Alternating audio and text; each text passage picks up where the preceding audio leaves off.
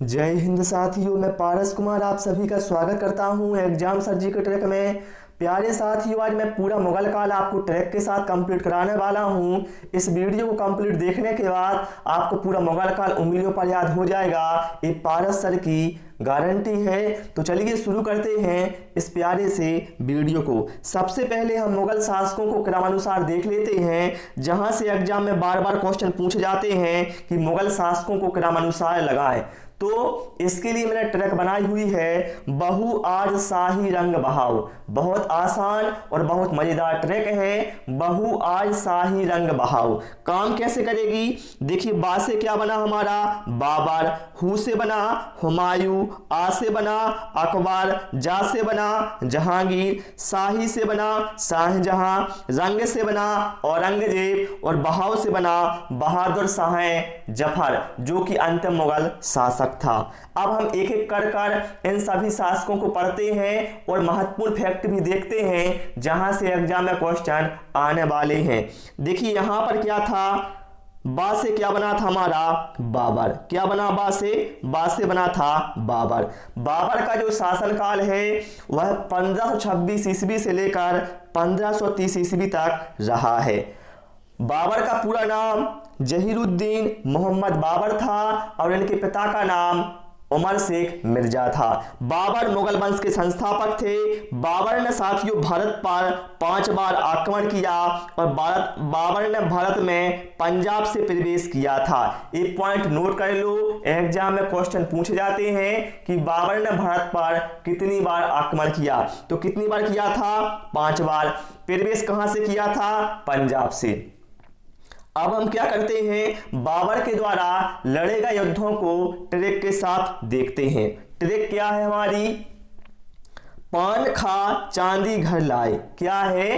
पान खा चांदी घर लाए। आप ये समझें कि बाबर ने पहले पान खाया, उसके बाद वो चांदी घर लाए। तो पान से क्या हो गया साथियों हमारा? पान से हो गया हमारा पानीपत का प्रथम युद्ध है, जो कि 1526 ईस्वी में इब्राहिम लोदी के साथ हुआ था। खा से हो गया खानवा का युद्ध है, जो कि 1527 ईस्वी में राणा सांगा के साथ हुआ था। और खानवा के युद्ध के बाद साथियों बाबर ने गाजी की उपाधि धारण की थी, ये भी आपको ध्यान रखना है।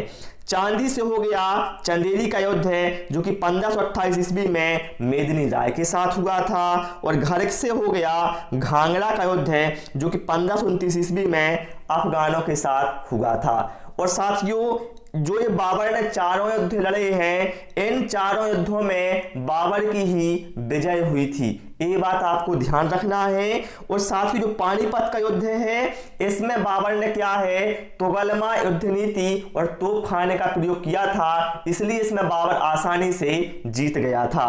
ठीक है, अब हम अन्य महत्वपूर्ण फैक्ट देखते हैं बाबर से संबंधित, जो कि एग्जाम में बार बार पूछे जाते हैं। देखिए जो पानीपत है, ये पानीपत कहां पर है? हरियाणा में है, पहली बात तो। ठीक है, और साथियों जो पानीपत के प्रथम युद्ध में बाबर ने तुगलमा युद्ध नीति और तोपखाने का प्रयोग किया था, उसमें बाबर के 2 प्रसिद्ध निशानेबाज थे, जिनका नाम था उस्ताद अली और मुस्तफा। ठीक है साथियों, बाबर अपनी उदारता के लिए कलंदर की उपाधि बाबर को दी गई थी। बाबर को मुवैया नामक पद्य शैली का जन्मदाता माना जाता है। और जो बाबर ने अपनी आत्मकथा बाबरनामा लिखी है, इसका फारसी भाषा में जो अनुवाद है वह अब्दुल रहीम खान खाना ने किया। बाबरनामा जो कि बाबर की आत्मकथा है, इसमें बाबर ने औपचारिक बागों की योजनाओं और उनको बनाने में अपनी रुचि का वर्णन किया है, ये भी आपको ध्यान रखना है। साथियों 1530 ईस्वी में बाबर की मृत्यु हो जाती है और प्रारंभ में जो बाबर का शव होता है उसे आगरा के आराम बाग में दफनाया जाता है और बाद में काबुल में दफनाया जाता है। तो यहां से एक क्वेश्चन बनता है कि बाबर के शव को पहले कहां दफनाया गया? आगरा के आराम बाग में और बाद में काबुल में। अब क्वेश्चन ये बनता है कि बाबर का मकबरा कहां पर है, काबुल में है, ये आपको ध्यान रखना है। तो देखिए साथियों, उसे याद कैसे रखेंगे, हमने साथियों वहां पर ऊपर देखा है कि बाबर ने क्या है, चारों युद्ध जीते हैं। मतलब बाबर ने जो भी युद्ध लड़े सभी में बाबर की क्या है, विजय हुई। मतलब बाबर को कोई भी काबू नहीं कर पाया। तो काबू से बना हमारा काबुल, तो वहां से आपको ध्यान रहेगा कि बाबर को कोई काबू नहीं कर पाया, मतलब बाबर का मकबरा कहां पर है, काबुल में है। इतना क्लियर होगा साथियों। और साथ ही जो मुगलों की राजकीय भाषा थी, ये एग्जाम में बार बार पूछा जाता है कि मुगलों की राजकीय भाषा क्या थी, तो आपको ध्यान रखना है मुगलों की राजकीय भाषा फारसी थी। ठीक है। और साथियों जैसे ही मैं बता चुका हूं बाबर की 1530 ईस्वी में मृत्यु हो जाती है, तो बाबर का जो अगला उत्तराधिकारी होता है वो होता है हुमायूं। हमारी ट्रैक क्या थी, बहुवार शाही रंग बहाओ, बा से बाबर, हु से हुमायूं। तो हुमायूं का जो शासनकाल है वह 1530 ईस्वी से लेकर 1556 ईस्वी तक रहा है। हुमायूं साथियों ज्योतिष शास्त्र में विश्वास रखता था, इसलिए उसने सप्ताह के 7 दिन 7 रंग के कपड़े पहनने का नियम बनाया हुआ था। हुमायूं गद्दी पर बैठने से पहले बदख्शा का सूबेदार था। एक क्वेश्चन एग्जाम में पूछा जा चुका है कि हुमायूं गद्दी पर बैठने से पहले क्या था, तो ध्यान रखना बदख्शा का सूबेदार था। अब हम हुमायूं के द्वारा लड़े गए युद्धों को ट्रैक से देखते हैं। तो ट्रैक है दे 24 हुमायूं को, क्या है, दे 24 हुमायूं को। दे से क्या बना साथियों, हमारा देवरा का युद्ध है, जो कि 1531 ईस्वी में महमूद लोदी के साथ हुआ था, और इस युद्ध में हुमायूं की विजय हुई थी। इसके बाद चौसे क्या बना, देखिए 24 चौसे क्या बना, हमारा चौसा का युद्ध है, जो कि 1539 ईस्वी में शेरखा या शेरशाह सूरी के साथ हुआ था। इस युद्ध में हुमायूं की पराजय हुई थी। फिर क्या है बी से क्या बना, हमारा बेलग्राम का युद्ध है, जो कि 1540 ईस्वी में हुआ था, और इसे कन्नौज के युद्ध के नाम से भी जाना जाता है। यह भी शेर खां के साथ हुआ था, और इसमें भी क्या है, हुमायूं की पराजय हुई थी। देखिए साथियों क्या है, चौसा का युद्ध है और बेलग्राम का युद्ध है। यह दोनों युद्ध है हुमायूं के शेर खां या शेरशाह सूरी के साथ होते हैं, और दोनों युद्धों में क्या है, हुमायूं की पराजय होती है। और हुमायूं क्या करता है, 1540 ईस्वी में जो बेलग्राम का युद्ध हारता है, और इसको हारने के बाद वह भारत छोड़कर सिंध चला जाता है, और वहां पर क्या है, घुमक्कड़ों जैसा जीवन व्यतीत करने लगता है। साथियों वहां पर क्या है, 1541 ईस्वी में जो हुमायूं है सिंध में क्या करता है, 1541 ईस्वी में हमीदा बानो बेगम के साथ हुमायूं वहां पर निकाह कर लेता है। अब देखिए मैंने क्या कहा कि हुमायूं क्या है, 1540 ईस्वी में क्या करता है, भारत छोड़कर सिंध चला जाता है। तो यहां पर जो शेरशाह या शेर खां था जिसने हुमायूं को हराया था, ये क्या करता है, यहां पर क्या है, राज करने लगता है। ठीक है, क्योंकि यह दोनों युद्ध जीत लेता है, शेर खां या शेरशाह सूरी। ठीक है, तो 1540 से साथियों 1555 तक यहां पर सूर्यवंश का शासन रहेगा। ठीक है, हुमायूं तो क्या है, चला गया सिंध।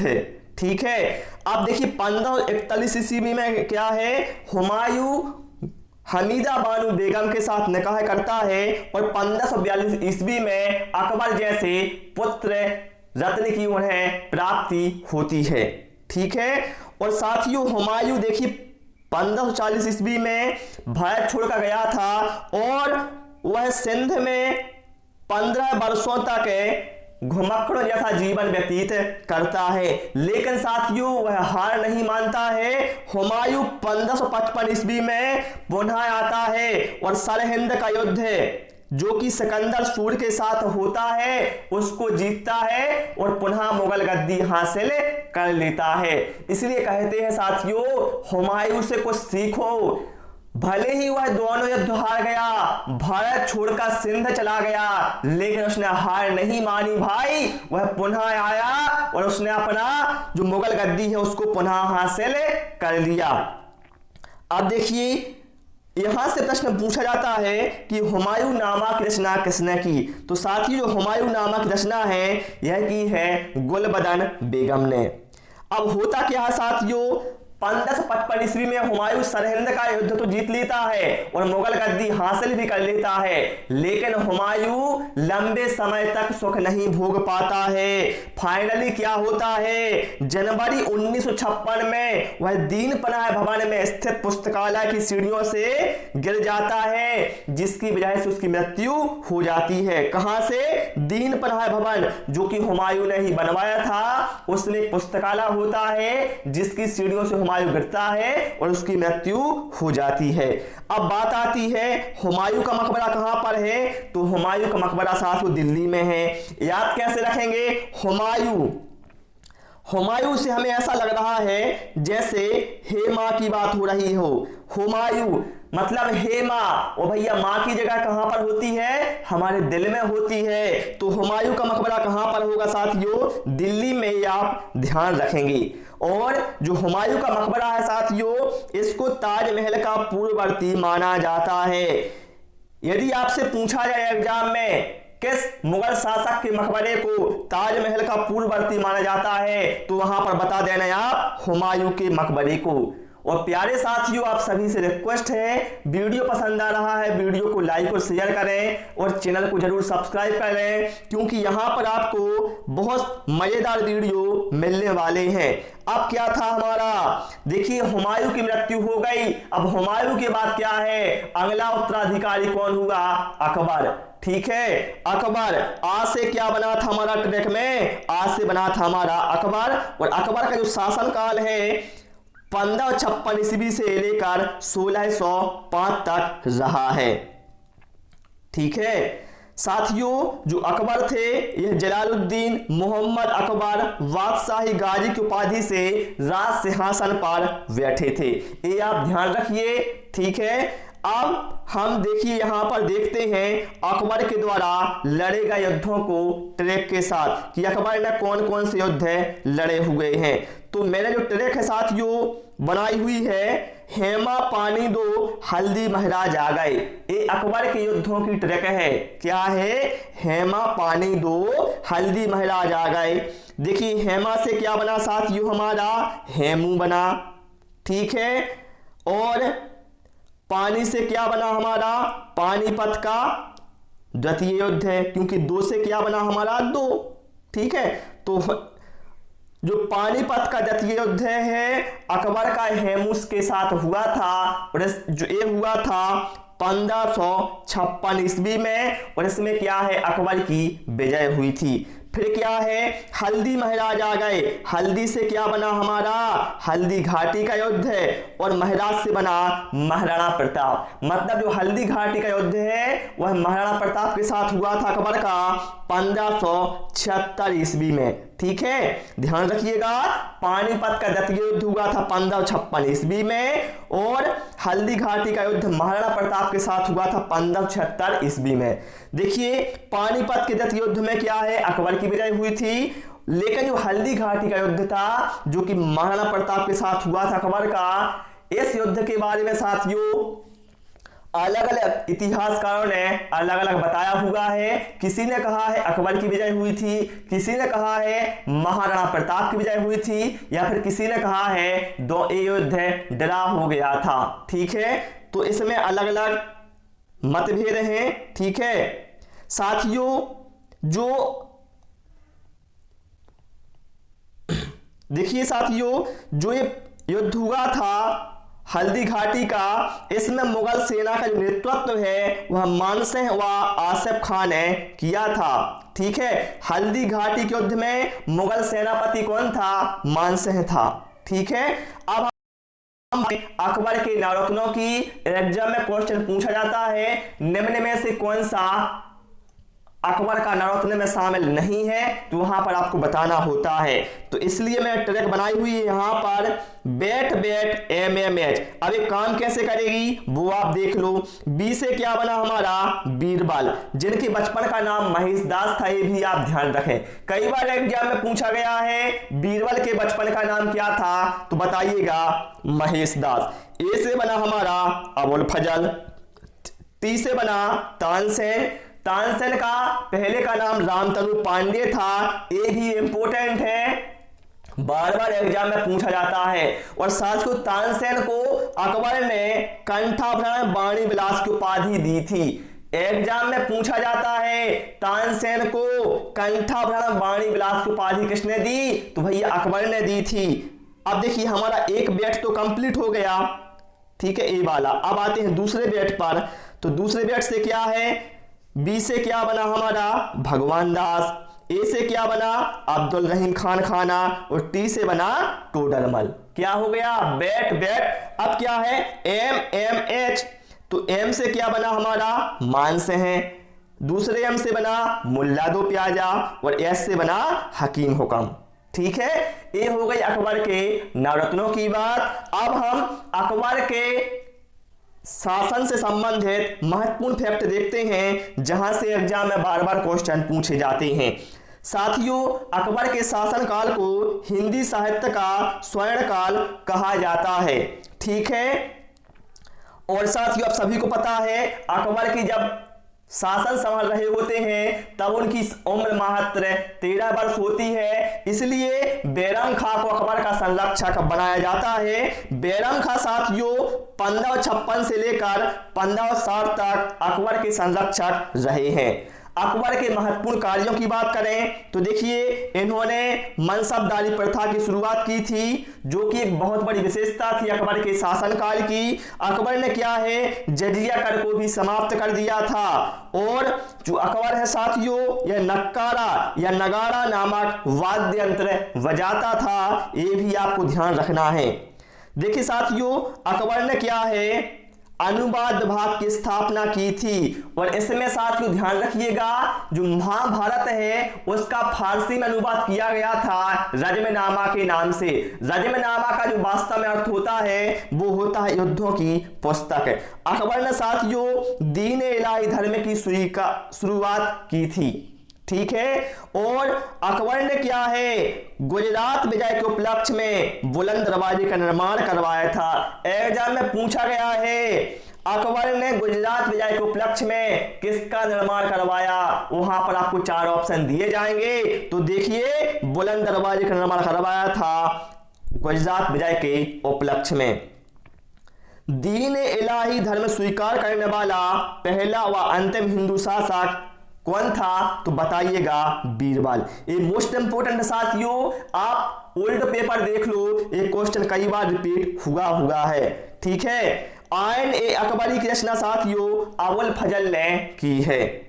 ठीक है, और साथियों जो तानसेन है जो कि अकबर के नवरत्नों में से एक थे, यह अकबर के दरबार में आने से पूर्व रीवा के राजा रामचंद्र के राज आश्रय में थे, ये भी आपको ध्यान रखिए यहाँ। और 4 बाग बनाने की जो परंपरा है साथियों, इसकी शुरुआत अकबर के समय से ही हुई है। अकबर के दरबार का जो प्रसिद्ध संगीतकार है वह तानसेन था, और प्रसिद्ध चित्रकार अब्दुल समद था। ये इंपॉर्टेंट है, ध्यान रखिएगा। अकबर के दरबार का जो प्रसिद्ध संगीतकार है वो तानसेन, और प्रसिद्ध चित्रकार अब्दुल समद था। ठीक है, मैं बता चुका हूं। अब देखिए साथियों अकबर का जो मकबरा है वो कहां पर है, वो है भैया सिकंदराबाद में। अब याद कैसे रखेंगे साथियों, मैं बता चुका हूं अकबर चूंकि देखा जाए तो मुगल शासकों में सबसे लंबा शासन भी इन्हीं का रहा है, और सबसे फेमस भी यही रहे हैं। तो चूंकि देखा जाए तो अकबर क्या है मुगल शासकों के में सिकंदर थे। क्या थे, सिकंदर माने जाएंगे मुगल शासन काल में। तो हम कह सकते हैं अकबर का मकबरा कहां पर है, सिकंदराबाद में, क्योंकि जो सिकंदर होगा उसका मकबरा कहां पर होगा, सिकंदराबाद में होगा।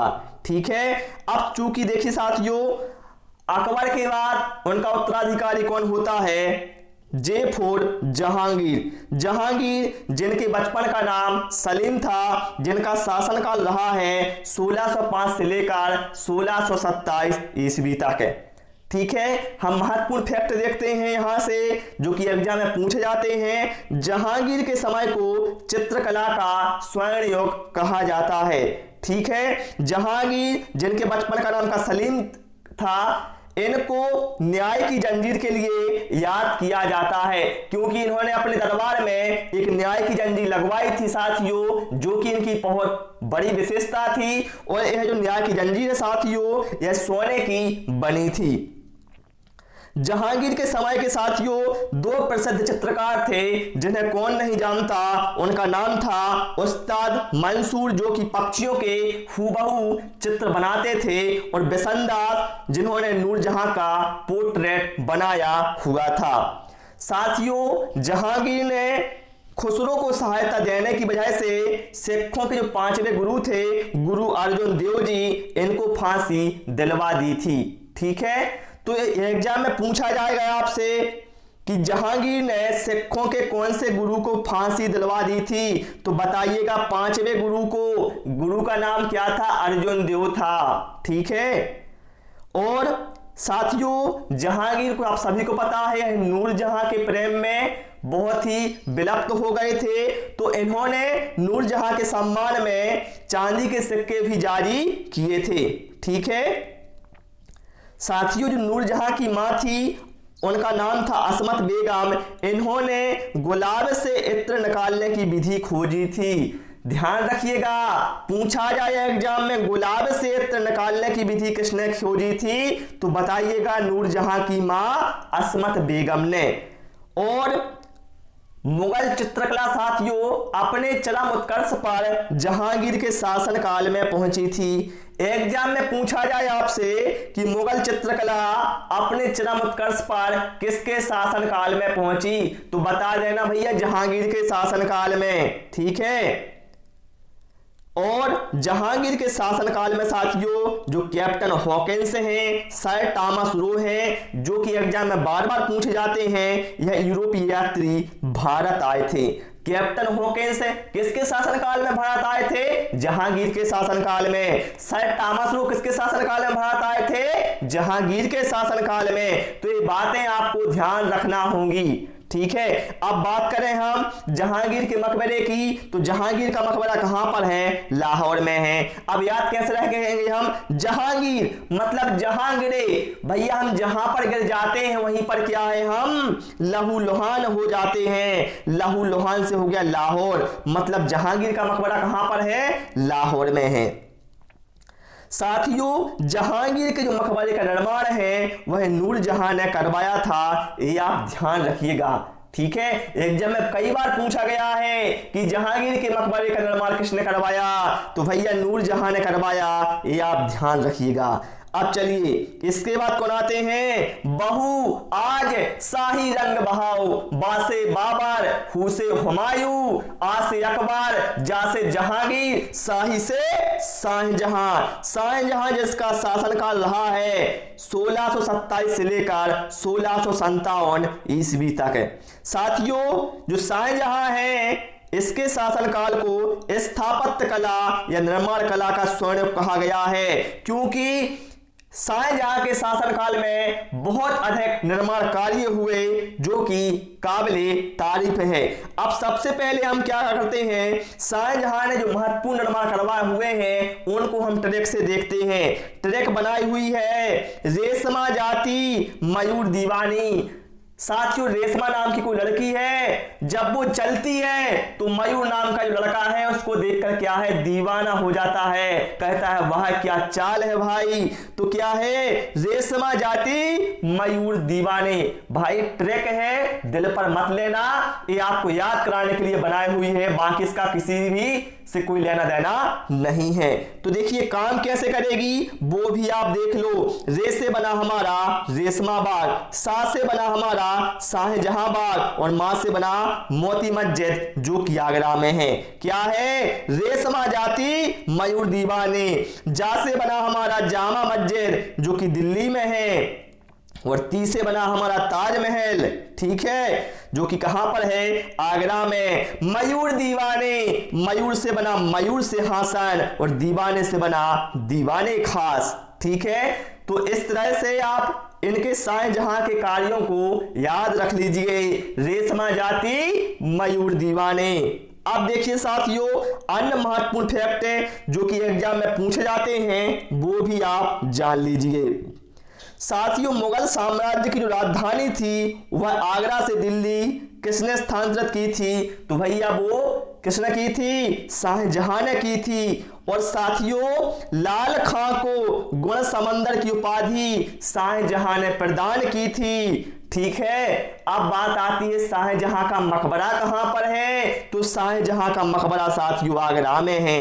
अब याद कैसे रखेंगे, शाहजहां मतलब सारा जहां, भैया सारा जहां किसका दीवाना है, आगरा का है। आगरा का क्यों है, क्योंकि वहां पर ताजमहल है। तो ध्यान रखिएगा, शाहजहां का मकबरा कहां पर है, आगरा में है। इसके बाद क्या है, रंग, रंग से बना औरंगजेब, क्या था, बहुआज शाही रंग दिखाओ, शाही से शाहजहां हो गया था और रंग से हो जाएगा हमारा औरंगजेब। और फिर से रिक्वेस्ट करता हूं, जिन लोगों ने वीडियो को लाइक नहीं किया है वीडियो को लाइक कर दो और चैनल को सब्सक्राइब भी जरूर कर लो। साथियों, औरंगजेब का जो शासनकाल है वह 1658 ईस्वी से लेकर 1707 ईस्वी तक रहा है। साथियों, औरंगजेब इसको जिंदा पीर कहा जाता है। और साथियों, औरंगजेब सुन्नी धर्म को मानता था, ये भी आप ध्यान रखिए। साथियों, औरंगजेब के गुरु का नाम मीर मोहम्मद हकीम था। कई बार एग्जाम में पूछा गया है औरंगजेब के गुरु का नाम क्या था, तो मीर मोहम्मद हकीम था। साथियों, इस्लाम स्वीकार नहीं करने की वजह से औरंगजेब ने सिखों के 9वें गुरु तेग बहादुर जी की हत्या करवा दी थी। और साथियों, जो अकबर ने जजिया कर को समाप्त कर दिया था, लेकिन औरंगजेब ने क्या किया, 1679 में जजिया कर को पुनः शुरू कर दिया। ये बात नोट कर लेना, एग्जाम में पूछा जाता है किस मुगल शासक ने जजिया कर को पुनः शुरू कर दिया, तो बताइएगा औरंगजेब ने। कब कर दिया गया, 1679 ईस्वी में कर दिया। औरंगजेब ने साथियों संगीत, मनोरंजन, कला, चित्रकला पर पूर्णतः प्रतिबंध लगा दिया था। लेकिन औरंगजेब साथियों स्वयं बीड़ा बजाने में बहुत दक्षता, ये आप सभी जानते हैं, फिर भी उसने इस पर प्रतिबंध लगा दिया था। अब बात करें साथियों हम औरंगजेब के मकबरे की। साथियों, औरंगजेब का जो मकबरा है दौलताबाद औरंगाबाद में है। अब भैया याद कैसे रखेंगे, देखिए औरंगजेब, इसमें एक शब्द आया है जेब। भैया हम जेब में क्या रखते हैं, पैसा या दौलत रखते हैं। तो ध्यान रखिएगा, औरंगजेब का मकबरा कहां पर है, दौलताबाद औरंगाबाद में है। साथियों, क्या है, औरंगजेब के बाद जो भी मुगल शासक हुए वह है या बहुत कमजोर थे, उतने प्रतापी नहीं थे, इसलिए वहां से क्वेश्चन नहीं पूछे जाते, इसलिए मैंने उनको ऐड ही नहीं यहां पर किया है, ठीक है। आप केवल इतना याद रखें कि जो अंतिम मुगल शासक है वो कौन था। एक कई बार एग्जाम में पूछा जाता है कि अंतिम मुगल शासक कौन था, तो अंतिम मुगल शासक साथियों बहादुर शाह जफर या फिर बहादुर शाह द्वितीय या अंतिम मुगल शासक था। और इसने साथियों 1857 के विद्रोह में भाग लिया था। एग्जाम में साथियों क्वेश्चन कई बार आ चुका है, 1857 के विद्रोह में किस मुगल शासक ने भाग लिया था, तो बताइएगा बहादुर शाह द्वितीय या बहादुर शाह जफर ने भाग लिया था। और बहादुर शाह का साथियों जो मकबरा है वह रंगून में है। कहां पर है, रंगून में। अब इसे याद कैसे रखेंगे साथियों, यहां पर क्या है बहादुर, यहां पर क्या है रंगून।